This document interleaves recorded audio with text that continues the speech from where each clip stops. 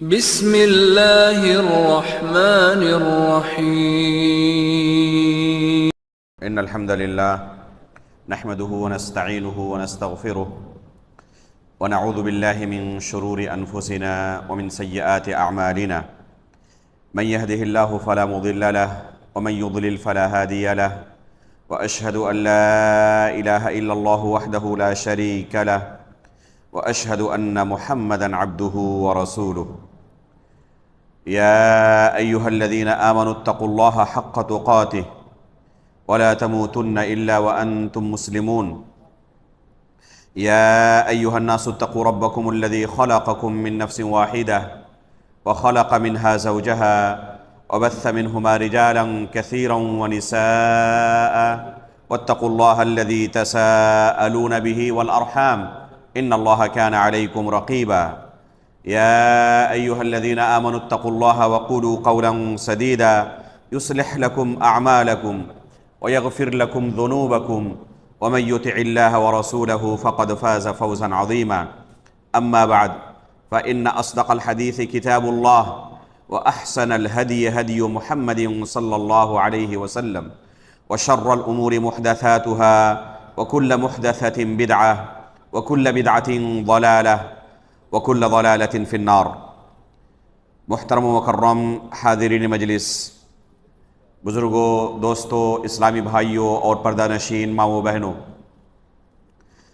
گزشتہ کئی دروس سے ہم شیخ محمد بن عبد الوہاب رحمہ اللہ کی کتاب شروط الصلاۃ و ارکانها و واجباتها پڑھ رہے ہیں، جس میں ہم نے نماز کا تقریباً مکمل طریقہ سیکھا۔ اس کتاب کے بالکل آخری مرحلے میں ہم پہنچنے والے ہیں، اور امید کرتے ہیں کہ آج کے درس اور اگلے درس میں ہم اس کتاب کی شرح مکمل کر لیں گے۔ گزشتہ درس تک نماز کے 14 ارکان میں سے 12 ارکان کا تذکرہ گزر چکا تھا۔ 13واں رکن شیخ محمد بن عبد الوہاب رحمہ اللہ نے ذکر کرتے ہوئے کہا ہے کہ 13واں رکن نبی صلی اللہ علیہ وسلم پر درود پڑھنا ہے۔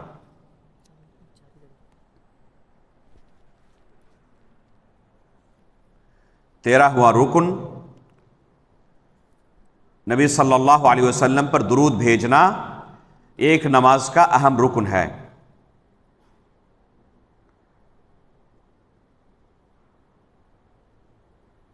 اور اس کے الفاظ بھی انہوں نے ذکر کیے ہیں، اللہم صلی علی محمد وعلی آل محمد کما صلیت علی ابراہیم انک حمید مجید۔ فرماتے ہیں کہ یہ نماز کا ایک رکن ہے۔ الصلاۃ من اللہ ثناؤہ علی عبدہ فی الملأ الاعلی كما حكى البخاري في صحيحه عن ابي العالية قال صلاة الله ثناؤه على عبده في الملأ الأعلى وقيل الرحمة والصواب الأول ومن الملائكة الاستغفار ومن الآدميين الدعاء وبارك وما بعدها سنن أقوال وأفعال۔ فرماتے ہیں کہ اللہ کے رسول صلی اللہ علیہ وسلم پر درود پڑھنا بھی نماز کا ایک رکن ہے۔ اور الصلاۃ علی محمد کا معنی یہ ہے کہ اللہ رب العالمین ملائے اعلیٰ میں نبی صلی اللہ علیہ وسلم کا ذکر خیر کرتے ہیں۔ جب آپ اللہ رب العالمین سے یہ دعا کرتے ہیں کہ اللہم صلی علی محمد، اے اللہ تو محمد الرسول اللہ صلی اللہ علیہ وسلم پر رحمت نازل فرما، تو آپ اللہ رب العالمین سے دعا کرتے ہیں کہ اللہ رب العالمین رسول اللہ صلی اللہ علیہ وسلم کا ذکر خیر کرے ملائے اعلیٰ میں۔ جیسے کہ امام بخاری رحمہ اللہ نے ابو العالیہ رحمہ اللہ سے نقل کرتے ہوئے ذکر کیا ہے، صلاۃ اللہ ثناؤہ علی عبدہ فی الملأ الاعلی، اللہم صلی علی محمد کی تفسیر یہ ہے کہ اللہ رب العالمین ملأ اعلیٰ میں نبی صلی اللہ علیہ وسلم کا ذکر خیر کریں، اور دوسرا معنی اس کا یہ بیان کیا گیا ہے کہ اس سے مراد رحمت ہے، یعنی اللہ رب العالمین نبی صلی اللہ علیہ وسلم پر رحمت نازل فرمائے کہ اللہ تو محمد الرسول اللہ صلی اللہ علیہ وسلم پر رحمت نازل فرما۔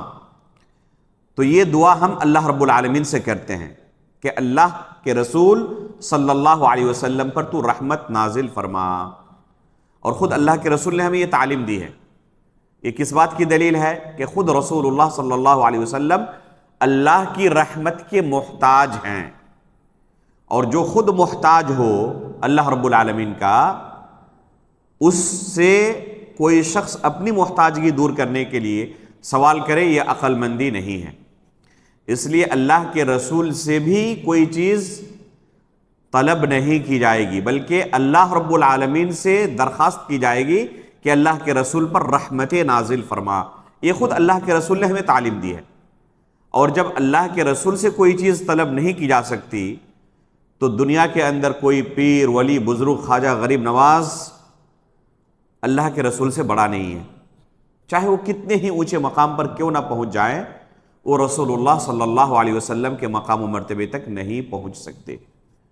جب اللہ کے رسول سے کچھ طلب کرنا، اپنی حاجت روائی کرنا جائز نہیں، تو دوسرے بزرگوں سے یہ چیز جائز نہیں ہے، یہ بدرجہ اولا ہے۔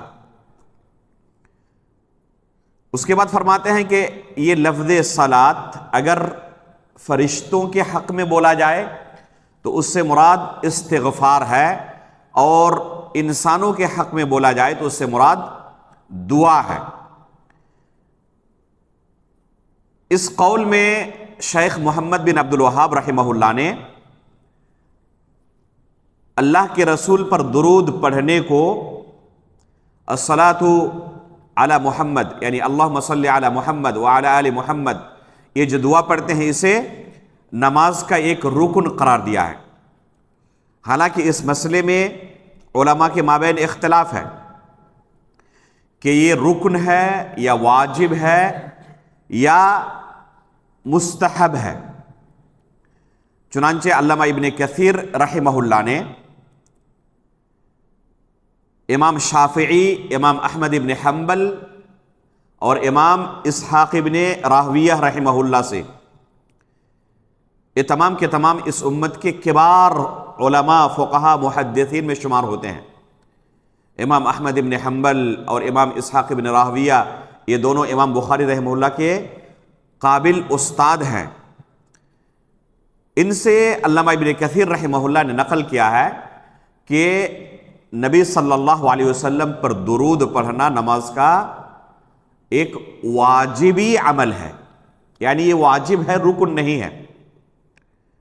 اور جمہور علماء کے بارے میں انہوں نے نقل کیا ہے کہ وہ اسے مستحب مانتے ہیں، واجب نہیں مانتے، جبکہ شیخ محمد بن عبد الوہاب رحمہ اللہ نے اسے رکن شمار کیا ہے۔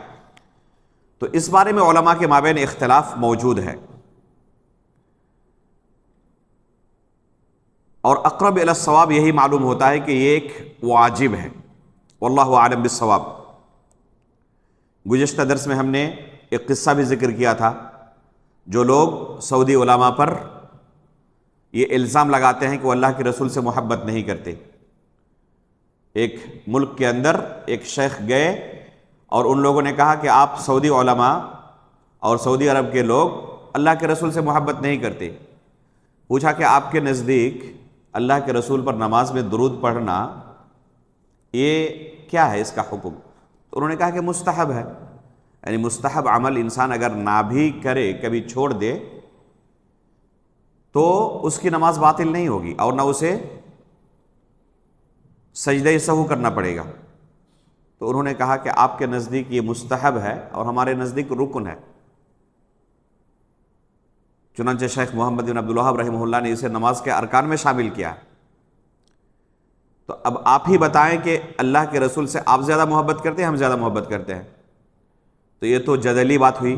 مناظرے کے وقت ایک انسان اس طرح کا اسلوب اختیار کرے لیکن حقیقت میں اگر دیکھا جائے تو اکثر و بیشتر سلف اس کے مستحب ہونے کی طرف گئے ہیں، اور بعض علماء اس کے وجوب کے بھی قائل ہیں، اور دلائل کی روشنی میں اس کا واجب ہونا ہی اقرب الی الصواب معلوم ہوتا ہے۔ اس لیے نماز کے اندر اس درود کو نہیں چھوڑنا چاہیے۔ کیا الفاظ پڑھیں اس بارے میں حدیث کے اندر متعدد صیغے وارد ہیں صحیح اسانید سے، لیکن سب سے زیادہ صحیح سند سے اور سب سے زیادہ مشہور جو الفاظ ہیں وہ درود ابراہیمی کے نام سے ہمارے درمیان معروف ہے۔ اللہم صلی علی محمد وعلی آل محمد کما صلیت علی ابراہیم وعلی آل ابراہیم انک حمید مجید اللہم بارک علی محمد وعلی آل محمد کما بارکت علی ابراہیم وعلی آل ابراہیم انک حمید مجید۔ تو یہ الفاظ سب سے زیادہ مشہور ہیں اور صحیح سند سے اللہ کے رسول سے ثابت بھی ہیں، اس لیے ان الفاظ کو ہی انسان پڑھے، یہ سب سے اولا اور افضل ہے۔ آپ اگر مسجد نبوی کی زیارت کرتے ہیں تو وہاں پر بہت سارے لوگوں کو آپ پائیں گے اللہ کے رسول صلی اللہ علیہ وسلم پر درود پڑھتے ہوئے، باضابطہ لوگوں کے پاس کتابیں موجود ہوتی ہیں۔ آپ دیکھیں جن الفاظ کے ساتھ وہ درود پڑھتے ہیں، حدیث کی کسی کتاب کے اندر وہ الفاظ آپ کو نہیں ملیں گے، حالانکہ صحیح اسانید سے متعدد صیغے وارد ہیں، متعدد الفاظ وارد ہیں، ان میں سے بندہ کوئی بھی دعا کوئی بھی لفظ اختیار کرے کافی ہے، اور سب سے افضل یہ ہے کہ یہی درود ابراہیمی پڑھا جائے۔ نماز کے اندر اسی درود ابراہیمی کو پڑھتے ہیں وہ، لیکن جب اللہ کے رسول پر درود پڑھنا ہو، خصوصاً قبر رسول کے پاس جا کر یہ کام جو لوگ کرتے ہیں، بلکہ اپنی مسجدوں کے اندر بھی نماز ختم ہونے کے بعد کیا کرتے ہیں، کھڑے ہو جاتے ہیں، اور کھڑے ہو کر اللہم کیا کہتے ہیں، صلی علی سیدنا و حبیبنا و نبینا کہہ کے جو شروع کرتے ہیں تو لمبی 10-15 منٹ تک درود پڑھتے رہتے ہیں۔ آپ کو حدیث کی کسی کتاب کے اندر یہ درود کے الفاظ نہیں ملیں گے، یہ خالص میڈ ان انڈیا دعا ہے۔ انڈیا کے لوگوں کے علاوہ دنیا کے کسی کونے میں آپ کو درود کے الفاظ نہیں ملیں گے، نہ حدیث کی کتابوں کے اندر یہ الفاظ آپ کو ملیں گے، یہیں کے لوگوں نے اسے تیار کیا ہے۔ تو اس طرح کے الفاظ سے انسان کو بچنا چاہیے، خصوصاً دعا کے معاملے میں۔ اللہ کے رسول نے جو تعلیم دی ہے اس کا مقابلہ ہمارے اپنی طرف سے تیار کیے گئے الفاظ کبھی نہیں کر سکتے، اس لیے اللہ کے رسول نے جو تعلیم دی ہے اسی پر ہمیں اکتفا کرنا چاہیے۔ اب سوال پیدا ہوتا ہے کہ یہ درود کس تشہد میں پڑھا جائے، پہلے تشہد میں یا دوسرے تشہد میں؟ اگر ایک سے زیادہ تشہد والی نماز ہے، جیسے عصر کی نماز ہے، ظہر کی نماز ہے، مغرب کی نماز ہے اور عشاء کی نماز ہے، فجر کی نماز میں ایک ہی تشہد ہے، یا اگر 2 رکعت کوئی نماز پڑھ رہا ہے سنت، اس میں ایک ہی تشہد ہے، یا 1 رکعت وتر پڑھ رہا ہے تو ایک ہی تشہد ہے، تو اس میں کوئی مسئلہ نہیں۔ لیکن اگر 2 تشہد والی نماز ہے تو اس میں درود صرف دوسرے تشہد میں ہے یا پہلے تشہد میں بھی درود ہے؟ اکثر و بیشتر لوگوں کا عمل آپ یہی پائیں گے کہ صرف دوسرے تشہد میں درود پڑھتے ہیں، پہلے تشہد میں درود نہیں پڑھتے، حالانکہ اس کی کوئی صریح دلیل نہیں ملتی کہ درود کو دوسرے تشہد کے لیے خاص کر دیا جائے۔ اللہم صلی علی محمد، اللہم بارک علی محمد، اس کو صرف دوسرے تشہد کے لیے خاص کیا جائے اور پہلے تشہد میں صرف التحیات پر اکتفا کیا جائے، اس تفریق کی کوئی دلیل نہیں ملتی ہے، بلکہ اس کے برعکس جو دلائل موجود ہیں ان کے اندر اطلاق ہے، عموم ہے، کہ تشہد میں اللہ کے رسول صلی اللہ علیہ وسلم پر درود پڑھنا ہے۔ اس لیے راجح یہی ہے کہ پہلے تشہد میں بھی درود پڑھا جائے۔ صرف دوسرے تشہد کے لیے درود کو خاص کرنا اور پہلے تشہد میں صرف التحیات پر اکتفا کرنا، یہ درست معلوم نہیں ہوتا دلائل کی روشنی میں۔ چنانچہ اس سلسلے میں جو بھی احادیث وارد ہے درود کے سلسلے میں، ان تمام احادیث کے اندر آپ دیکھیں اس طرح کی کوئی قید نہیں ہے کہ صرف دوسرے تشہد میں آپ یہ درود پڑھیں یا سلام والے تشہد میں یہ درود پڑھیں، اس طرح کی کوئی قید نہیں ہے۔ اس میں کہا گیا ہے تشہد کے اندر درود، اور تشہد پہلے تشہد کو بھی کہتے ہیں، تشہد دوسرے تشہد کو بھی کہتے ہیں، لہذا اس میں بھی یہ شامل ہے۔ اور بعض دلائل ایسے ہمیں ملتے ہیں سنت کے اندر جن دلائل کے اندر اسی بات کی تائید ہوتی ہے کہ پہلے تشہد میں بھی درود پڑھا جائے گا۔ چنانچہ امام ابو عوانہ رحمہ اللہ نے اپنے مستدرک مسند میں، جو کہ حقیقت میں صحیح مسلم پر مستخرج ہے، اس کے اندر اما عائشہ رضی اللہ تعالی عنہا سے ایک حدیث نقل کی ہے، قیام اللیل کی ایک حدیث نقل کی ہے اما عائشہ رضی اللہ تعالی عنہا سے صحیح سند سے، امام ابو عوانہ الاسفرائینی رحمہ اللہ نے اپنے مستخرج کے اندر، اس میں اما عائشہ رضی اللہ تعالی عنہ فرماتی ہیں ثم یصلی 9 رکعات، اللہ کے رسول صلی اللہ علیہ وسلم 9 رکعتیں پڑھتے تھے۔ کیا کیفیت ہوتی؟ لا یجلس فیہن الا عند الثامنہ، 8ویں رکعت سے پہلے تشہد کے لیے نہیں بیٹھتے تھے۔ تشہد کے لیے کب بیٹھتے؟ جب 8 رکعتیں مکمل ہو جاتی، مسلسل پڑھتے رہتے ایک ہی سلام سے 9 رکعت، 8ویں رکعت جب پڑھ لیتے تب اللہ کے رسول صلی اللہ علیہ وسلم بیٹھتے تشہد کے لیے۔ اس میں کیا پڑھتے؟ فَيَدْعُو رَبَّهُ وَيُصَلِّي عَلَى نَبِيِّهِ، صاف صریح الفاظ ہیں کہ اللہ رب العالمین سے دعا کرتے اور اللہ کے رسول پر درود پڑھتے۔ تو اللہ کے رسول صلی اللہ علیہ وسلم سے خود یہ عمل ثابت ہے کہ پہلے تشہد میں اللہ کے رسول صلی اللہ علیہ وسلم نے درود پڑھا ہے۔ اس کے بعد آگے کیا فرماتی ہیں؟ ثُمَّ يَنْهَضُ وَلَا يُسَلِّمُ، اس 8ویں رکعت میں آپ نے جو تشہد کے لیے بیٹھا ہے اس میں سلام نہیں پھیرتے، بلکہ درود پڑھنے کے بعد اللہ کے رسول کھڑے ہو جاتے، درود پڑھنے کے بعد اللہ کے رسول پھر کھڑے ہو جاتے۔ ثم یصلی 9 اور پھر 9ویں رکعت کو پڑھتے، فیقعد اور اس کے بعد پھر بیٹھتے تشہد کے لیے، ثم یحمد ربہ ویصلی علی نبیہ ویدعو، اور پھر اس میں بھی اللہ رب العالمین کی تعریف و توصیف کرتے، درود پڑھتے اور پھر باقی دعائیں پڑھتے۔ ثم یسلم تسلیما یسمعنا، اور پھر اللہ کے رسول ہمیں سنا کر کیا کرتے؟ سلام پڑھتے۔ تو یہ حدیث بھی اس بات کی دلیل ہے کہ پہلے تشہد میں بھی اللہ کے رسول صلی اللہ علیہ وسلم درود پڑھا کرتے تھے۔ کوئی کہہ سکتا ہے کہ یہ تو رات کی نماز ہوئی، نفل ہے، یہ تو فرض نماز نہیں ہے۔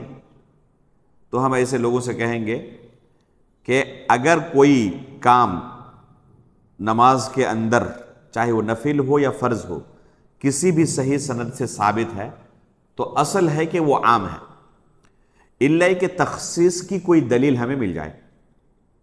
جب تک تخصیص کی کوئی دلیل نہیں ملتی ہے تب تک وہ عمل فرض کے لیے بھی ہے، وہ عمل نفل کے لیے بھی ہے۔ لہذا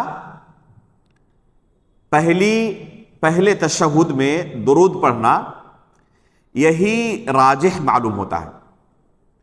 صرف خاص کر لینا دوسرے تشہد میں درود کو، جیسے کہ اکثر و بیشتر مسجدوں میں آپ جائیں، آپ کو ائمہ حضرات اتنا وقت نہیں دیتے کہ التحیات کے بعد پھر درود پڑھیں، بلکہ بسا اوقات کسی مسجد میں نے نماز پڑھائی اور عادت ہے وہی پڑھنے کی، پہلے تشہد میں بھی ہم درود پڑھتے ہیں۔ بعض مصلیوں نے اعتراض کیا کہ لگتا ہے کہ آپ التحیات کے بعد بھی پہلے تشہد میں کچھ پڑھتے ہیں، اتنا لمبا تشہد کیوں کرتے ہیں؟ تو ہم نے کہا کہ یہی اللہ کے رسول صلی اللہ علیہ وسلم سے ثابت ہے، اور کوئی ایسی حدیث ہمیں نہیں ملتی ہے کہ صرف دوسرے تشہد میں ہی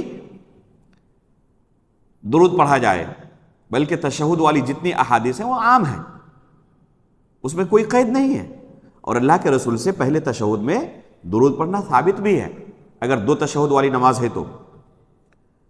لہذا اصل یہی ہے کہ اس کو عام رکھا جائے، پہلے اور دوسرے تشہد دونوں کے اندر درود کو پڑھا جائے۔ شیخ البانی رحمہ اللہ نے اصل و صفت صلاۃ النبی کے اندر اس مسئلے کو بالتفصیل بیان کیا ہے، اور یہی ثابت کیا ہے کہ درود پہلے اور دوسرے دونوں تشہد میں ہے، صرف دوسرے تشہد میں نہیں۔ واضح ہو گیا یہ مسئلہ، کلیئر ہو گیا؟ اب آخری رکن ہے دونوں طرف سلام پھیرنا، فرماتے ہیں والتسلیمتان، دونوں طرف سلام پھیرنا بھی نماز کا ایک رکن ہے، اور یہ آخری رکن ہے۔ اس طرح کل نماز کے 14 ارکان مکمل ہو جاتے ہیں، جن میں سے 5 ارکان کا تعلق قول سے ہے، اور باقی 9 ارکان کا تعلق کس سے ہے؟ فعل سے۔ جیسے تکبیر تحریمہ، یہ قولی عبادت ہے۔ اسی طرح سورہ فاتحہ پڑھنا، تشہد اور نبی صلی اللہ علیہ وسلم پر درود پڑھنا، اور دونوں طرف سلام پھیرنا، یہ کل کتنے ہوئے؟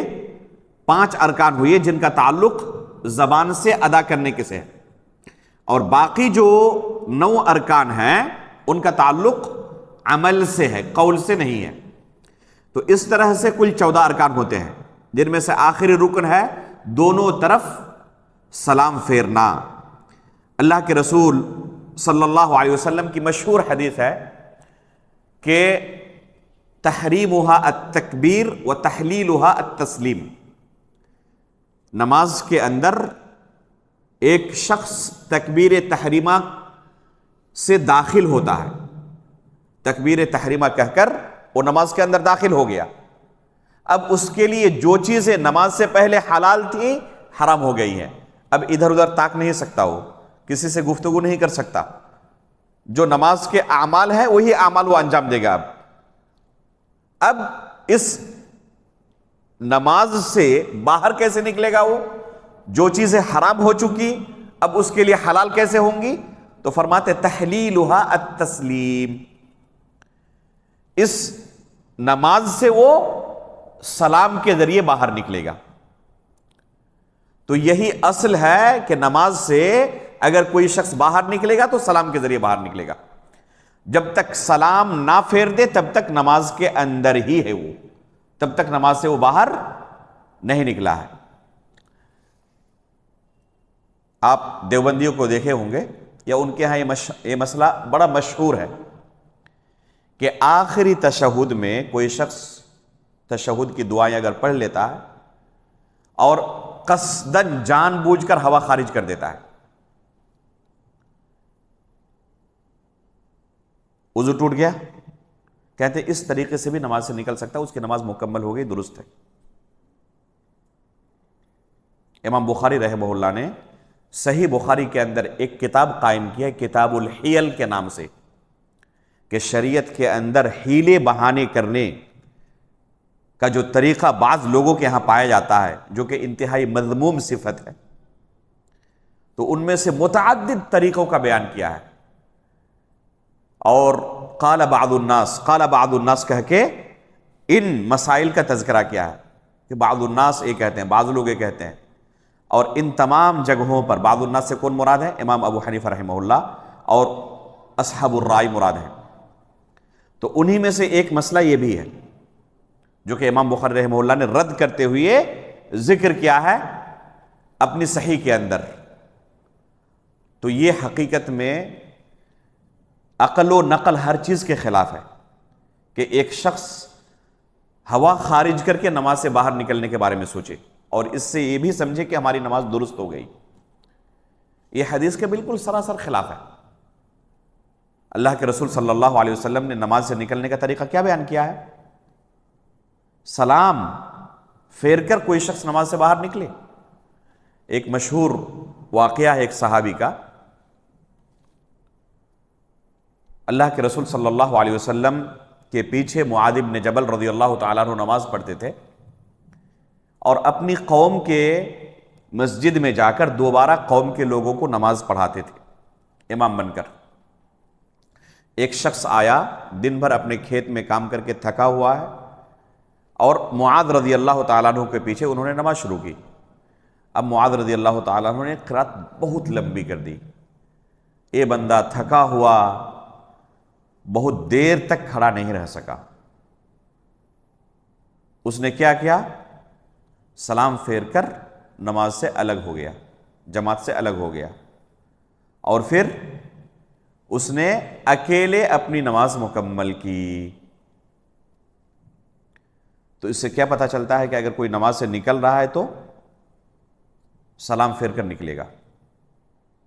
جو اللہ اکبر کہا ہے تو اس کے لیے ہر چیز حرام ہو گئی ہے۔ اب حلال کیسے ہوگی؟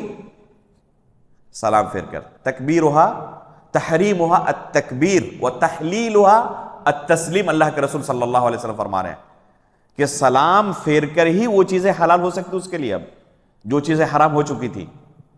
اب اس کی جگہ پر کوئی کہے کہ ہوا خارج کر کے وہ چیزیں حلال ہو جاتی ہیں اور اس کی نماز مکمل ہو جاتی ہے، تو حقیقت میں یہ شریعت کے اس مقدس عمل کے ساتھ کھلواڑ ہے۔ اللہ رب العالمین اس طرح کی حرکت سے ہمیں بچائے۔ علامہ ابن قیم رحمہ اللہ کی ایک کتاب ہے اعلام الموقعین، بڑی پیاری کتاب ہے، اللہ عالم اس کا اردو میں ترجمہ ہوا ہے یا نہیں ہوا ہے۔ اس کتاب میں علامہ ابن قیم رحمہ اللہ نے دونوں سلام کے ذریعے ہی ایک انسان نماز سے باہر نکل سکتا ہے، اس کی دلائل ذکر کرتے ہوئے ایک دو نہیں 15 صحابہ اکرام سے ذکر کیا ہے کہ اللہ کے رسول صلی اللہ علیہ وسلم نے دونوں سلام کے ذریعے ہی نماز سے باہر نکلنے کا حکم دیا ہے۔ یہ عمل کسی ایک صحابی سے منقول نہیں ہے، 15 صحابہ اکرام سے ذکر کیا علامہ ابن قیم رحمہ اللہ نے اعلام الموقعین کے اندر۔ لہذا اس کو بدل کر اگر کوئی کسی دوسرے عمل کے ذریعے بھی جائز سمجھتا ہے نماز سے باہر نکلنا، تو حقیقت میں یہ کھلواڑ ہے شریعت کے ساتھ۔ یہ کسی بھی صورت میں جائز نہیں ہے کہ سلام کی جگہ پر آپ کوئی دوسرا عمل لائیں اور کہیں کہ اس سے بھی آپ نماز سے باہر نکل سکتے ہیں۔ یہاں پر ایک سوال پیدا ہوتا ہے کہ کیا ایک سلام سے بھی نماز سے باہر نکل سکتے ہیں یا نہیں نکل سکتے؟ دونوں طرف سلام پھیرنا یہ ضروری ہے یا ایک طرف سلام پھیرنا کافی ہے؟ تو اس بارے میں علماء کے مابین اختلاف ہے، اور اختلاف کی وجہ بعض روایتیں ہیں جن کے اندر ایک سلام کا تذکرہ ملتا ہے۔ بعض علماء نے کہا کہ یہ روایت شاذ قسم کی ہے اور بعض نے کہا کہ صحیح ہے، اس وجہ سے یہ اختلاف پیدا ہوا۔ احتیاط کا تقاضا یہ ہے کہ دونوں طرف سلام پھیر کر ہی نماز سے باہر نکلا جائے۔ السلام علیکم ورحمۃ اللہ، السلام علیکم ورحمۃ اللہ، یہی الفاظ اللہ کے رسول سے اکثر احادیث میں ثابت ہیں۔ بعض روایتوں کے اندر وبرکاتہ کی زیادتی بھی موجود ہے۔ اگر کوئی مسبوق ہے، ایک رکعت اس کی چھوٹ گئی ہے، 2 رکعت اس کی چھوٹ گئی ہے، امام نے السلام علیکم ورحمۃ اللہ صرف ایک طرف ابھی سلام پھیرا ہے، تو آپ دیکھیں گے بعض لوگوں کو جن کی ایک یا ایک سے زائد رکعتیں چھوٹی ہوئی ہیں، وہ فوراً کیا کرتے ہیں؟ اپنی باقی چھوٹی ہوئی نمازوں کو پوری کرنے کے لیے کھڑے ہو جاتے ہیں۔ ہوتے نہیں ہوتے؟ ابھی دوسری طرف سلام پھیرنا باقی ہے امام کا، صرف ایک طرف سلام پھیرا ہے اور کھڑے ہو جاتے ہیں۔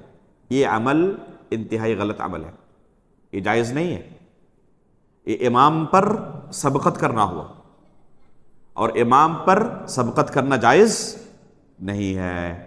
امام کے بعد ایک انسان عمل انجام دے گا، اور جب تک دوسرا سلام نہیں پھیرا ہے ابھی نماز مکمل نہیں ہوئی ہے، ابھی نماز مکمل نہیں ہوئی ہے۔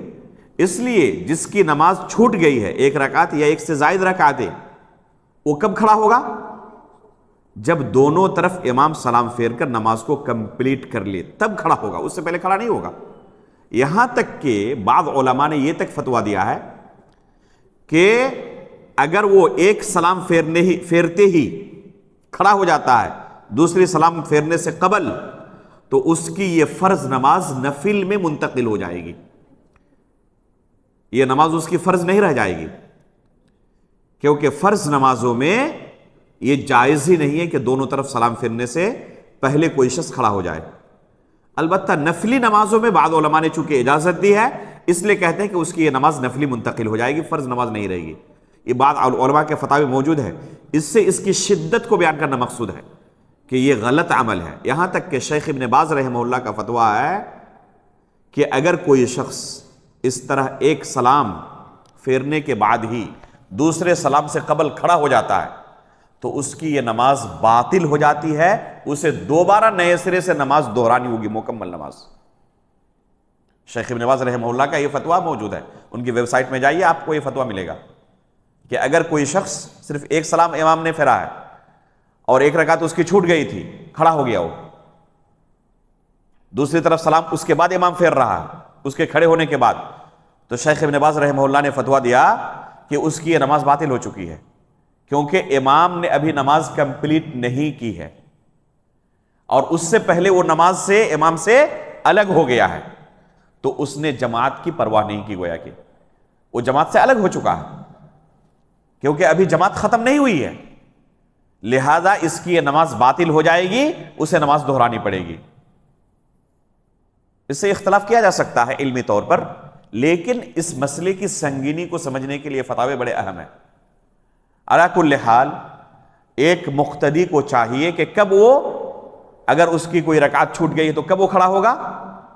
دونوں طرف سلام پھیر دینے کے بعد ہی مقتدی کھڑا ہو، جب تک دوسرا سلام مکمل نہیں ہوا ہے تب تک مقتدی بیٹھا رہے، جب مکمل ہو جائے اب نماز ختم ہوئی ہے، اب وہ جو رکعت اس کی چھوٹ گئی ہے اسے مکمل کرنے کے لیے کھڑا ہو۔ ایک تیسرا مسئلہ جو اسی سے جڑا ہوا ہے، ایک شخص مسجد میں داخل ہوا اور امام ابھی ایک طرف سے سلام پھیرا ہے، تو وہ جماعت کے اندر شامل ہو سکتا ہے، ابھی نماز کمپلیٹ نہیں ہوئی ہے، وہ جماعت کے اندر شامل ہو سکتا ہے کیونکہ نماز ابھی بھی مکمل نہیں ہوئی ہے، نماز ابھی باقی ہے، ایک سلام ابھی بھی باقی ہے۔ بہت سارے لوگ کیا کرتے ہیں، پتہ چل گیا کہ دوسرے تشہد میں امام بیٹھے ہوئے ہیں تو ایسی صورت میں کھڑے رہتے ہیں، انتظار کرتے ہیں، جماعت میں شامل نہیں ہوتے، یہاں تک کہ کمپلیٹ کر لے، الگ سے ہم جماعت قائم کریں گے۔ یہ طریقہ درست نہیں ہے، بلکہ انسان کو چاہیے کہ جس وقت وہ مسجد میں حاضر ہو فوراً آ کر جماعت کے ساتھ شامل ہو جائے، یہاں تک کہ اگر ایک طرف امام سلام پھیر بھی چکا ہو تب بھی جماعت کے اندر وہ شامل ہو سکتا ہے اور اسے چاہیے کہ شامل ہو جائے، ابھی بھی اس کے پاس موقع ہے، فرصت ہے۔ تو یہ کل ملا کر 14 ارکان ہوئے نماز کے۔ اب اس کے بعد مصنف شیخ محمد بن عبد الوہاب رحمہ اللہ نماز کے واجبات کا تذکرہ کر رہے ہیں اور فرماتے ہیں کہ نماز کے کل 8 واجبات ہیں۔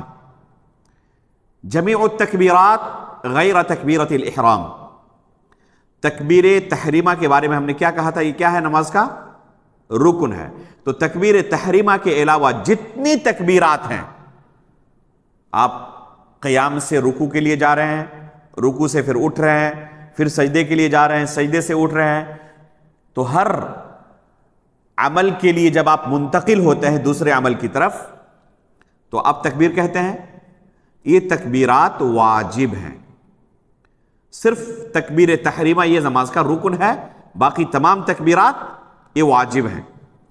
اس کے بعد فرماتے ہیں وَقَوْلُ سُبْحَانَ رَبِّيَ الْعَظِيمِ فِي الرُّكُوعِ وَقَوْلُ سَمِعَ اللَّهُ لِمَنْ حَمِدَهُ لِلْإِمَامِ وَالْمُنْفَرِدِ، سبحان ربی العظیم یہ رکوع کے اندر کہنا واجب ہے، اور امام کے لیے اور منفرد کے لیے سمع اللہ لمن حمدہ کہنا واجب ہے۔ وقول ربنا ولک الحمد للکل، اور ہر ایک کے لیے، یعنی امام کے لیے بھی اور منفرد کے لیے بھی ربنا ولک الحمد کہنا یہ واجب ہے۔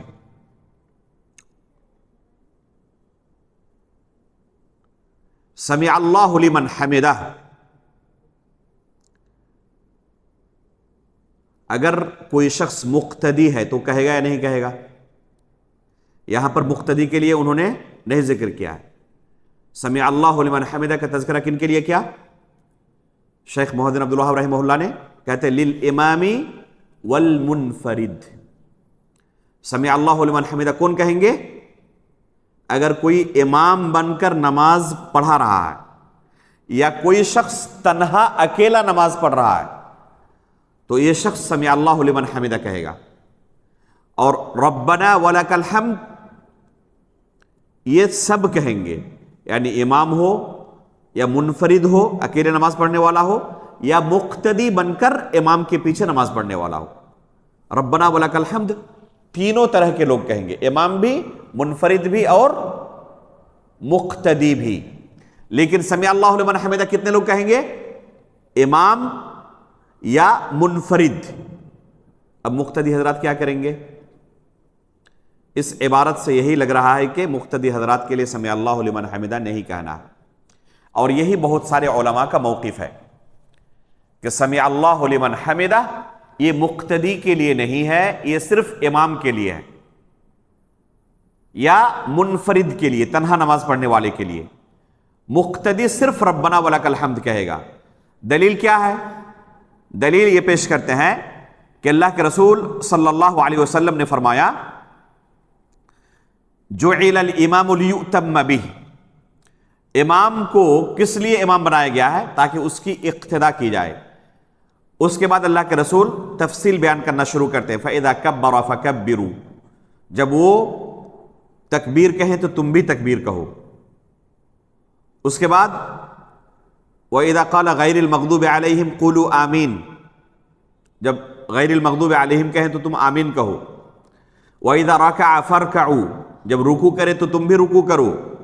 وَإِذَا قَالَ سَمِعَ اللَّهُ لِمَنْ حَمِدَهُ فَقُولُوا رَبَّنَا وَلَكَ الْحَمْدُ، اور جب امام سمع اللہ لمن حمدہ کہیں تو تم کیا کہو؟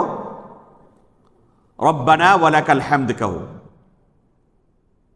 کہتے ہیں یہ حدیث اس بات کی دلیل ہے کہ ربنا ولک الحمد مقتدی کو کہنا ہے، مقتدی کو سمع اللہ لمن حمدہ نہیں کہنا ہے، کیونکہ اللہ کے رسول نے کیا فرمایا؟ وَإِذَا قَالَ سَمِعَ اللَّهُ لِمَنْ حَمِدَهُ فَقُولُوا رَبَّنَا وَلَكَ الْحَمْدُ، جب امام سمع اللہ لمن حمدہ کہے تو تم لوگ ربنا ولک الحمد کہو۔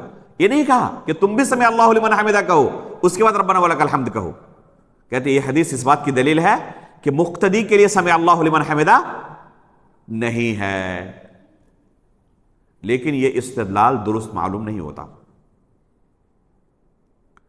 یہ استدلال درست معلوم نہیں ہوتا۔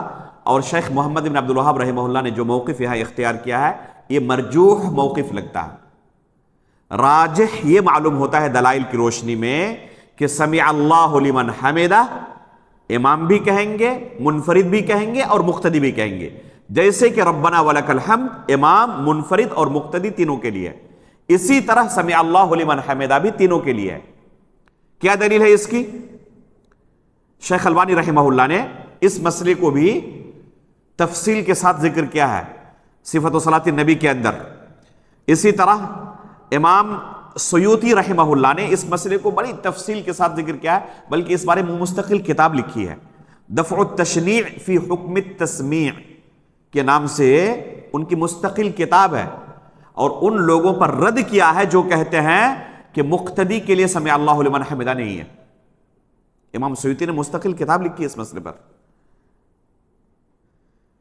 کیا دلیل ہے کہ مقتدی سمع اللہ لمن حمدہ کہیں گے؟ دلیل اس کی یہ ہے کہ آپ نے جو دلیل پیش کی، پہلی بات وَإِذَا قَالَ سَمِعَ اللَّهُ لِمَنْ حَمِدَهُ فَقُولُوا رَبَّنَا وَلَكَ الْحَمْدُ، تو یہ حدیث اس بات کی دلیل نہیں ہے کہ مقتدی سمع اللہ لمن حمدہ کہیں گے یا نہیں کہیں گے، بلکہ اس حدیث میں اللہ کے رسول صلی اللہ علیہ وسلم نے ترتیب بیان کی ہے کہ مقتدی کون سے عمل کب انجام دیں گے۔ اللہ کے رسول یہ سکھا رہے ہیں کہ مقتدی کا عمل امام کے عمل کے بعد ہو، اس لیے شروع میں کہا جعل الامام لیؤتم بہ، امام کو کس لیے بنایا گیا ہے؟ تاکہ اس کی اقتدا کی جائے۔ فاذا کبر فکبروا، جب تکبیر کہے تو تم تکبیر کہو۔ تو اللہ کے رسول اس حدیث میں کیا سکھا رہے ہیں کہ مقتدی کو امام کے پیچھے پیچھے چلنا چاہیے۔ تو یہ اصل اس حدیث کا مفہوم ہے۔ اللہ کے رسول اس میں مقتدی کو سکھا رہے ہیں کہ تمہیں امام کے پیچھے پیچھے چلنا ہے، لہذا جب وہ سمع اللہ لمن حمدہ کہیں تو ربنا ولک الحمد اس کے بعد تمہیں کہنا ہے۔ اس حدیث میں یہ مقصود نہیں ہے کہ مقتدی سمع اللہ لمن حمدہ کہیں گے یا نہیں کہیں گے اور امام ربنا ولک الحمد کہیں گے نہیں کہیں گے۔ اگر آپ کی یہی دلیل ہے کہ اس حدیث میں مقتدی کے لیے سمع اللہ لمن حمدہ کہنے کا تذکرہ نہیں ہے تو ہم کہیں گے کہ اس حدیث میں امام کے لیے ربنا ولک الحمد کہنے کا بھی تذکرہ نہیں ہے یا نہیں؟ تو آپ پھر یہ کہے کہ مقتدی سمع اللہ لمن حمدہ نہیں کہیں گے اور امام ربنا ولک الحمد نہیں کہیں گے، کیونکہ امام کے لیے ربنا ولک الحمد کہنے کا تو تذکرہ نہیں کیا اللہ کے رسول نے۔ اللہ کے رسول نے کیا فرمایا؟ اذا قال سمع اللہ لمن حمدہ فقولوا ربنا ولک الحمد، جب امام سمع اللہ لمن حمدہ کہے تو تم ربنا ولک الحمد کہو۔ یہ تو نہیں کہا کہ امام بھی ربنا ولک الحمد کہیں تب تم کہو ربنا ولک الحمد۔ تو اگر یہی حدیث آپ کی دلیل ہے تو پھر آپ کو یہ بھی تسلیم کرنا چاہیے کہ امام کے لیے ربنا ولک الحمد نہیں ہے، جس طرح کے مقتدی کے لیے سمع اللہ نہیں ہے۔ حالانکہ آپ کہتے ہیں نہیں امام بھی ربنا ولک الحمد کہیں گے، ابھی کہا للجمیع، تو حقیقت میں یہ استدلال بہت وجیح نہیں ہے۔ حافظ ابن حجر رحمہ اللہ نے فتح الباری کے اندر جو صحیح بخاری کی شرح سب سے عمدہ شرح ہے، بہت تفصیلی بحث کی اس مسئلے کے اندر، اور اس حدیث کا صحیح مفہوم کیا ہے اسے بالتفصیل بیان کیا ہے، جس کا خلاصہ میں نے ابھی آپ کے سامنے رکھا کہ اس حدیث میں اللہ کے رسول نے مقتدی کو کیا کہنا ہے اس کی تعلیم نہیں دی ہے، بلکہ کب کہنا ہے اس کی تعلیم دی ہے۔ ورنہ ہم اسی حدیث سے استدلال کرتے ہوئے بھی کہہ سکتے ہیں کہ مقتدی کو سمع اللہ لمن حمدہ نہیں کہنا ہے تو امام کو بھی ربنا ولک الحمد نہیں کہنا ہے، حالانکہ یہ استدلال وجیح نہیں ہوگا، درست نہیں ہوگا، یہ استدلال غلط ہوگا۔ اسی طرح اللہ کے رسول صلی اللہ علیہ وسلم کا فرمان ہے صلو کما رأیتمونی اصلی، جیسے مجھے نماز پڑھتے ہوئے دیکھتے ہو اسی طرح تم نماز پڑھو۔ اللہ کے رسول نے جو نماز کا طریقہ سکھایا اس میں کیا ہے؟ اللہ کے رسول نے جو نماز پڑھ کر لوگوں کو دکھایا تو اس میں رکوع سے کھڑے ہونے کے وقت اللہ کے رسول نے سمع اللہ لمن حمدہ کہا اور پھر ربنا ولک الحمد کہا، ٹھیک ہے، اور کہا کہ صلو کما رأیتمونی اصلی، اسی طرح نماز پڑھو جیسے مجھے نماز پڑھتے ہوئے تم دیکھتے ہو۔ یہ نہیں کہا اللہ کے رسول نے کہ دیکھو یہ سمع اللہ لمن حمدہ جو ہے نا یہ صرف امام کے لیے، تمہارے لیے نہیں ہے۔ یہ تفریق اللہ کے رسول نے نہیں کی، بلکہ کہا کہ جس طرح مجھے دیکھ رہے ہو نماز پڑھتے ہوئے اسی طرح تم بھی نماز پڑھو۔ اور اللہ کے رسول نے کس طرح دکھایا؟ سمع اللہ لمن حمدہ بھی کہا، ربنا ولک الحمد بھی کہا۔ تو پتہ چلا کہ مقتدی کو بھی سمع اللہ لمن حمدہ کہنا ہے، ربنا ولک الحمد کہنا ہے۔ اسی طرح حدیث المسیء الصلاۃ جو ہے، جس کا تذکرہ اس سے پہلے دروس میں ہو چکا ہے، ایک صحابی کیا کر رہے تھے؟ جلد بازی میں نماز پڑھ رہے تھے، نماز پڑھ کر اللہ کے رسول کے پاس گئے، سلام کہا تو اللہ کے رسول صلی اللہ علیہ وسلم نے کیا کہا؟ ارجع فصلی فإنک لم تصلی، جائیں دوبارہ نماز پڑھیں، آپ نے نماز نہیں پڑھی ہے۔ انہوں نے کوشش کی اس سے بہتر طریقے سے نماز پڑھنے کی، پھر جا کر اللہ کے رسول کو سلام کیا، پھر اللہ کے رسول نے وہی جملہ دہرائی، ارجع فصلی فإنک لم تصلی، جائیں دوبارہ نماز دہرائیں، آپ نے نماز نہیں پڑھی ہے۔ تیسری بار درخواست کی کہ اللہ کے رسول مجھے سکھا دیں کہ نماز کیسے پڑھنی ہے، تو اللہ کے رسول صلی اللہ علیہ وسلم نے کیا فرمایا؟ اس شخص کو نماز کی تعلیم دیتے ہوئے، نماز کا طریقہ سکھاتے ہوئے اس کے الفاظ آپ سنیں۔ ابو داؤد نسائی کے اندر صحیح سند سے یہ حدیث موجود ہے۔ اللہ کے رسول صلی اللہ علیہ وسلم اس شخص کو جو نماز کا طریقہ سکھائے اس کے الفاظ ہیں انہا لا تتم صلاة احدکم حتی یسبغ الوضوء کما امرہ اللہ، اس کے بعد آگے ہے ثم یکبر، اس کے بعد آگے ہے ویرکع حتی تطمئن مفاصلہ وتسترخی، رکوع کرے اور اطمینان کے ساتھ رکوع کرے یہاں تک کہ ایک ایک ہڈی اپنی اصل جگہ پر آ جائے. ثم یقول سمع اللہ لمن حمدہ، اور پھر اس کے بعد کیا کہے؟ سمع اللہ لمن حمدہ کہے. ثم یستوی قائما حتی یقیم صلبہ. تو اللہ کے رسول نے اس شخص کو تعلیم دیتے ہوئے یہی کہا کہ رکوع سے اٹھنے کے بعد تمہیں کیا کہنا ہے؟ سمع اللہ لمن حمدہ کہنا ہے. یہ نہیں کہا جب تم صرف امام ہو تبھی کہنا، یا اکیلے نماز پڑھو تبھی کہنا. اللہ کے رسول نے ایسی کوئی تعلیم نہیں دی. تو اس سے یہی راجح معلوم ہوتا ہے کہ سمع اللہ لمن حمدہ یہ امام کے لیے بھی ہے، مقتدی کے لیے بھی ہے، منفرد کے لیے بھی ہے. ربنا ولک الحمد یہ بھی امام کے لیے ہے، مقتدی کے لیے ہے، منفرد کے لیے ہے. امام احمد نے، اور اسی طرح صحیح بخاری اور صحیح مسلم کے اندر اس حدیث کی اصل موجود ہے. ابو ہریرہ رضی اللہ تعالیٰ عنہ کی ایک حدیث موجود ہے، فرماتے ہیں ان النبی صلی اللہ علیہ وسلم كان يقول سمع اللہ لمن حمدہ حين يرفع صلبه من الركعة ثم يقول وهو قائم ربنا ولك الحمد. کہ اللہ کے رسول صلی اللہ علیہ وسلم جب رکوع سے اٹھتے تو سمع اللہ لمن حمدہ کہتے، اور پھر جب کھڑے ہو جاتے تو اس کے بعد کہتے ربنا ولک الحمد. تو اللہ کے رسول نے یہی تعلیم دی ہے نماز کی، اس لیے ہم یہی کہیں گے، اور یہی راجح معلوم ہوتا ہے واللہ اعلم کہ سمع اللہ لمن حمدہ کہنا یہ مقتدی کے لیے بھی ہے جس طرح کے امام کے لیے اور منفرد کے لیے ہے.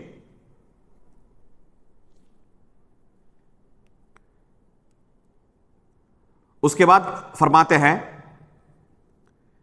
وَقَوْلُ سُبْحَانَ رَبِّيَ الْأَعْلَى فِي السُّجُودِ، اور سجدے میں سبحان ربی الاعلی پڑھے. یہ بھی نماز کے اندر پڑھنا واجب ہے. وَقَوْلُ رَبِّ اغْفِرْ لِي بَيْنَ السَّجْدَتَيْن، اور دو سجدوں کے درمیان کیا پڑھے؟ رَبِّ اغْفِرْ لِي پڑھے. رَبِّ اغْفِرْ لِي، رَبِّ اغْفِرْ لِي، اس طرح پڑھے دو سجدوں کے درمیان. دو سجدوں کے درمیان جو دعا یہاں مصنف نے ذکر کی ہے، شیخ محمد بن عبد الوہاب رحمہ اللہ نے، یہی دعا صحیح سند سے ثابت ہے. دو سجدوں کے درمیان جو دعا انہوں نے ذکر کی، کیا دعا ذکر کیا ہے؟ رب اغفر لی، رب اغفر لی پڑھنا. صحیح سند سے یہی دعا ثابت ہے. اس کے علاوہ بھی ایک دعا بڑی مشہور ہے، بہت سارے لوگ پڑھتے بھی ہیں. جی کون سی دعا پڑھتے ہیں آپ لوگ؟ اللہم اغفر لی وارحمنی واہدنی وعافنی وارزقنی، بعض روایتوں میں وجبرنی بھی. یہ دعا بڑی مشہور ہے، لیکن اس کی سند کے اندر علت ہے. حبیب بن ابی ثابت نام کے ایک راوی ہیں جو کہ مدلس ہیں، اور انہوں نے ہر طریق میں عن کے ساتھ ہی روایت کیا ہے. اس وجہ سے یہ سند ضعیف معلوم ہوتی ہے، اور کسی بھی طریق میں ہمیں سماع کی صراحت نہیں ملتی. اس لیے راجح یہی معلوم ہوتا ہے کہ یہ دعا صحیح سند سے ثابت نہیں ہے. اللہم اغفر لی وارحمنی واہدنی وعافنی وارزقنی والی. اس کے بالمقابل صحیح سند سے رب اغفر لی ثابت ہے. اس لیے یہاں پر مصنف نے جو دعا اختیار کیا ہے یہی راجح معلوم ہوتا ہے، اور یہ اختیار بڑا بہترین اختیار ہے مصنف کی طرف سے کہ اسی دعا کا انہوں نے اختیار کیا جو صحیح سند سے ثابت ہے. البتہ اس دعا کو بہت سارے علماء نے حسن یا صحیح کہا ہے، اللہم اغفر لی وارحمنی واہدنی وعافنی وارزقنی. لیکن کسی نے بھی جس علت کا ہم نے تذکرہ کیا اس علت کا جواب نہیں دیا ہے. التخریج المحبر الحثیث نام سے ایک کتاب ہے، شیخ البانی رحمہ اللہ کے ہی ایک شاگرد نے، عمر عبد المنعم سلیم جن کا نام ہے، شیخ البانی کے بہت لائق و فائق شاگرد تھے، اور انہی کے طرز پر احادیث کی تحقیق کرتے ہیں، تخریج کرتے ہیں. المحرر فی الحدیث جو امام ابن عبد الہادی رحمہ اللہ کی بڑی مشہور کتاب ہے، جس کا ایک قصہ سنا دیتا ہوں تھوڑی دیر بعد انشاءاللہ. تو المحرر فی الحدیث یہ حدیث کی بہت ہی پیاری کتاب ہے. اس کی تخریج کی ہے شیخ البانی کے ایک شاگرد نے. تو اس دعا کی تخریج میں کہا ہے کہ یہ دعا ثابت نہیں ہے. اس لیے جو لوگ شیخ البانی کا حوالہ دیتے ہیں انہیں شیخ البانی کے ہی شاگرد کا بھی ان کی بھی کتاب پڑھنی چاہیے. خود انہی کے شاگرد نے اپنے استاد پر استدراک کیا ہے اور کہا ہے کہ یہ دعا ثابت نہیں ہے، اور یہی راجح معلوم ہوتا ہے کہ دعا ثابت نہیں ہے. اس کی جگہ پر رب اغفر لی رب اغفر لی یہ ثابت ہے، اس لیے اسی کے پڑھنے کا اہتمام کرنا چاہیے. اس کے بعد فرماتے ہیں والتشہد الاول والجلوس له. اگر 2 تشہد والی نماز ہے تو پہلا تشہد واجب ہے، دوسرا تشہد کیا ہے؟ ابھی گزرا، رکن ہے وہ، لیکن پہلا تشہد کیا ہے؟ واجب ہے. اور اس تشہد کے لیے بیٹھنا ایک الگ واجب ہے. اس تشہد کے لیے بیٹھنا ایک الگ واجب ہے. تو یہ کل 8 واجبات ہیں. اس کے علاوہ جو اعمال ہیں وہ مستحبات ہیں. اس کے علاوہ جو اعمال ہیں وہ مستحبات ہیں، جن کا تذکرہ انشاءاللہ اگلے درس میں ہم کریں گے. اور اس کے بعد مبطلات الصلاح کا تذکرہ ہم انشاءاللہ بطور افادہ کریں گے، کیونکہ صاحب کتاب نے اس کا تذکرہ نہیں کیا ہے، جو کہ بہت اہم ہے. کن چیزوں سے نماز باطل ہو جاتی ہے، اگر ان کا تذکرہ نہ کیا جائے تو نماز کا مسئلہ ادھورا رہ جائے گا. اس لیے لگ رہا ہے کہ شاید اور 2 درس کی ضرورت پڑے گی ہمیں. اور آخر میں ہم انشاءاللہ کوشش کریں گے کہ پریکٹیکل آپ کو نماز پڑھ کر دکھائیں ایک بار. انشاءاللہ وہ آخر میں سب سے کریں گے، تو شاید کہ ہمیں 2 درس کی اور ضرورت پڑے. اب آخر میں وہ قصہ سن لیں المحرر فی الحدیث کے تعلق سے. ایک بڑی پیاری کتاب ہے حدیث کی، جیسے بلوغ المرام ایک حدیث کی کتاب ہے نا حافظ ابن حجر رحمہ اللہ کی، اسی طرح المحرر فی الحدیث امام ابن عبد الہادی رحمہ اللہ کی بڑی پیاری کتاب ہے حدیث کی. اسی کے طرز پر تقریباً ہے، لیکن اس سے افضل ہے اس معنی میں کہ علل کا بڑا اہتمام کیا ہے امام ابن عبد الہادی رحمہ اللہ نے. جامعہ اسلامیہ مدینہ طیبہ کے اندر کلیۃ الحدیث میں یہ کتاب نصاب کے اندر داخل ہے، اور کلیۃ الحدیث کے اندر جتنے طلبہ پڑھتے ہیں سب اس کتاب کے حافظ ہوتے ہیں. اس کلیے میں اس کتاب کا حفظ کرنا ضروری ہے. جتنی حدیثیں ہیں تمام احادیث کو سنانا پڑتا ہے زبانی طور پر. اس لیے جتنے کلیۃ الحدیث کے فارغین ہیں مدنی حضرات ہیں سب اس کتاب کے حافظ ہوتے ہیں، اور ایک بہت بڑی نعمت ہے یہ. اس کتاب کے جو مصنف ہیں امام ابن عبد الہادی رحمہ اللہ ہیں. یہ شیخ الاسلام علامہ ابن تیمیہ رحمہ اللہ کے شاگرد تھے. علامہ ابن تیمیہ کے شاگرد جو گزرے ہیں نا وہ ایک پورا مدرسہ ہے. تو ان میں سے ایک ہیں ابن عبد الہادی رحمہ اللہ. بہت بڑے محدث تھے، اور علم حدیث کے اندر خصوصاً علل کے باب میں انتہائی زیادہ ان کو درک حاصل تھا. بہت ہی کم عمری کے اندر دنیا سے رخصت ہو گئے. عمر ان کی 40 بھی نہیں رہی ہوگی، دنیا سے رخصت ہو گئے.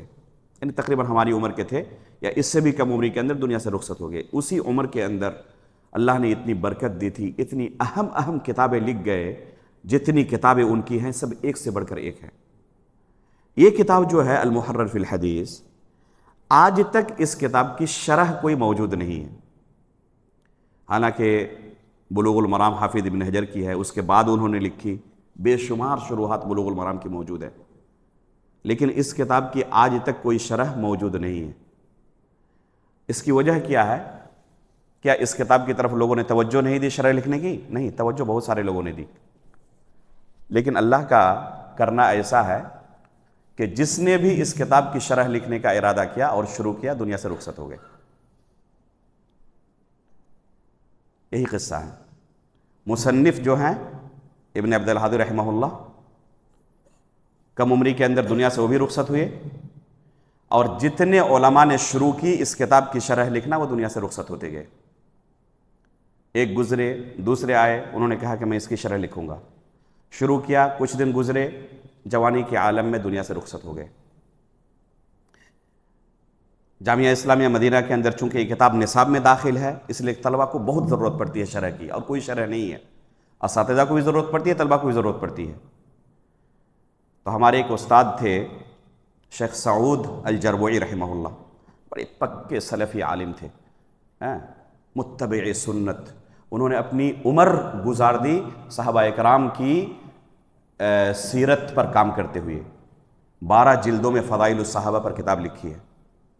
تو ان سے ہم نے پی ایچ ڈی کے مرحلے میں پڑھا. تو شیخ کہہ رہے تھے ہمیں کہ اللہ کے فضل سے میں نے المحرر فی الحدیث کی شرح لکھنا شروع کیا ہے، اور پوری امید ہے کہ انشاءاللہ میں کمپلیٹ کر لوں گا۔ لیکن ہمیں اچانک خبر ملتی ہے کہ شیخ سعود الجربوئی دنیا سے رخصت ہو گئے، اور خود ہم نے ان کے جنازے میں شرکت کی، انہیں دفن کیا۔ یہ ابھی کا واقعہ ہے۔ اس کے بعد ہم نے سنا کہ شیخ خالد الردادی نے بھی اس کی شرح شروع کی ہے، جو کلیت الحدیث کے بہت معروف استاد تھے، اور یہ بھی خالص سلفی عالم تھے، بڑی خدمات ہیں ان کی بھی سلفیت کی نشر و اشاعت میں۔ کئی کتابوں کی انہوں نے تحقیق کی ہے، شرح السنہ امام بربہاری کی جو ہے ان کے محقق ہیں شیخ خالد الردادی رحمہ اللہ۔ یہ بھی جوانی کے اندر ہی رخصت ہوئی، تو انہوں نے بھی کہا کہ میں اس کی شرح شروع کیا ہوں اور انشاءاللہ میں کمپلیٹ کروں گا۔ حالانکہ لوگ کہتے ہیں کہ اس کتاب کو مدفن العلماء یا مقبرۃ العلماء کہتے ہیں، کہ یہ کتاب علماء کے لیے قبرستان ہے، ایک جو اس میں داخل ہوا نکل نہیں سکا، دنیا سے رخصت ہو گیا۔ کہتے ہیں سب کچھ جانتے ہوئے میں نے شروع کیا ہے، اور انشاءاللہ مجھے امید ہے کہ میں کمپلیٹ کر لوں گا۔ اور ان کے بارے میں بھی اچانک خبر آ رہی ہے واٹس ایپ گروپ میں کہ شیخ خالد الردادی دنیا سے رخصت ہو گئے، تو آج تک اس کتاب کی شرح مکمل نہیں ہو سکی ہے۔ بہت سارے علماء ہمت نہیں کر پاتے ڈر سے کہ اس کتاب میں داخل ہونے کا مطلب ہے کہ اب دنیا سے رخصت ہونا ہے، اور آج تک اس کی شرح کمپلیٹ نہیں ہو سکی ہے۔ اللہ رب العالمین کسی کو توفیق دے کہ اس کی شرح مکمل ہو جائے۔ سبحانک اللہم و بحمدک، اشہد ان لا الہ الا انت، استغفرک و اتوب الیک۔ شیخ، اگر کسی عام آدمی کو اگر سمجھنا ہو تو رکن، پھر واجبات، پھر مستحب، مکروہ، حرام، اس میں کیا فرق ہے؟ نماز کے اندر اگر رکن ہے تو اس کے بغیر نماز کا تصور نہیں۔ اس سے پہلے شرط ہے، شرط کا تذکرہ ہم نے کیا تھا، یہ نماز سے باہر کی چیزیں ہیں، ٹھیک ہے، جیسے وضو ہے، استقبال قبلہ ہے، طہارت ہے، ٹھیک ہے، تو یہ نماز سے باہر کی چیزیں ہیں جن کا ہونا ضروری ہے، جن کے عدم وجود سے نماز کا تصور ہی نہیں ہے۔ اور نماز کے اندر جو اعمال ہیں اسی قبیل کے، یعنی ان کے فوت ہو جانے سے نماز ہی باطل ہو جاتی ہے، تو ان کو رکن کہا جاتا ہے۔ اور اس کے بعد آتا ہے واجبات کا مقام۔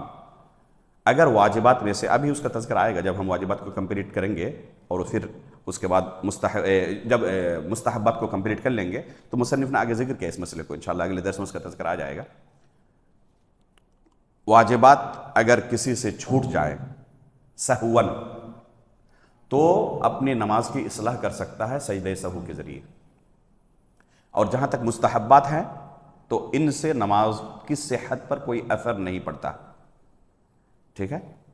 اگر کسی سے چھوٹ جائے تو نماز اس کی باطل نہیں ہوگی، اور اس کی صحت پر کوئی اثر بھی نہیں پڑے گا۔ البتہ کوئی جان بوجھ کر چھوڑے، اللہ کے رسول کی سنت ہے، پتہ اسے ہے، لیکن بے رغبتی اور اعراض کرتے ہوئے چھوڑے، تو صرف نماز کا مسئلہ نہیں، اس کے دین کا مسئلہ ہے، اس سے کہیں زیادہ خطرناک ہے یہ، جیسے کہ رفع الیدین اللہ کے رسول سے ثابت ہے۔ علمی مسئلہ یہ ہے کہ یہ مستحب ہے، واجب نہیں ہے۔ اگر کبھی کسی سے فوت ہو جائے تو اس کی نماز کی صحت پر کوئی اثر نہیں پڑے گا، لیکن ایک بندہ جان بوجھ کر چھوڑ رہا ہے، یہ جانتے ہوئے کہ اللہ کے رسول نے یہی تعلیم ہمیں دی ہے نماز کی، لیکن کسی امتی کے قول کی وجہ سے اللہ کے رسول کے عمل کو ترک کر رہا ہے جان بوجھ کر، تو یہ گنہگار ہے یہ۔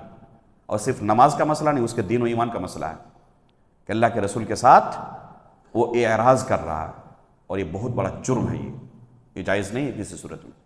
تو یہ ہے، اور اس کے بعد آئے گا مبطلات الصلاۃ، کہ جن اعمال سے نماز باطل ہو جاتی ہے، تو ان کا بھی تذکرہ انشاءاللہ ہم کریں گے، اگرچہ مصنف نے اس کا تذکرہ نہیں کیا ہے، لیکن من باب الفائدہ، تاکہ ہم تمام مسائل کو کمپلیٹ کر لیں، اس کا بھی تذکرہ آخر میں انشاءاللہ ہم کریں گے باذن اللہ تعالیٰ۔